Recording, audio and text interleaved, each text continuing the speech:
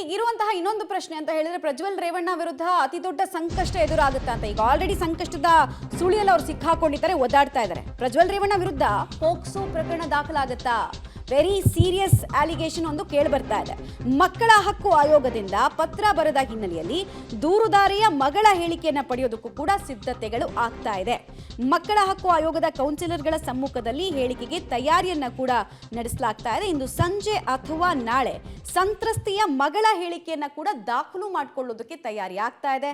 ಒಂದು ವೇಳೆ ಆ ಮಗಳು ಅಪ್ರಾಪ್ತ ವಯಸ್ಸಿನಲ್ಲಿ ಇದ್ದಾಗಲೇ ಇವರೇನಾದರೂ ಪ್ರಾಬ್ಲಮ್ ಮಾಡಿದ್ರೆ ಇದು ಇನ್ನೂ ಸೆನ್ಸಿಟೈಸ್ ಆಗ್ತಾ ಹೋಗುತ್ತೆ. ಆಮೇಲೆ ಇನ್ನೂ ದೊಡ್ಡ ಸಮಸ್ಯೆಯ ಸುಳಿಯಲ್ಲಿ ಸಿಕ್ಕಾಕೊಳ್ತಾರೆ ಪ್ರಜ್ವಲ್ ರೇವಣ್ಣ ಅನ್ನೋದು ತಿಳಿದು ಬರ್ತಾ ಇದೆ. ನಾನು ಈಗಷ್ಟೇ ಹೇಳ್ತಾ ಇದ್ದೆ ನಿಮಗೆ, ಮಕ್ಕಳ ಹಕ್ಕು ಆಯೋಗ ಕೂಡ ಎಂಟ್ರಿ ಕೊಡ್ತಾ ಇರೋದ್ರಿಂದ ಸಹಜವಾಗಿ ಪೋಕ್ಸೋ ಪ್ರಕರಣ ಏನಾದರೂ ದಾಖಲಾಗುತ್ತಾ ಅನ್ನೋ ಕುತೂಹಲ ಕೂಡ ಇದೆ.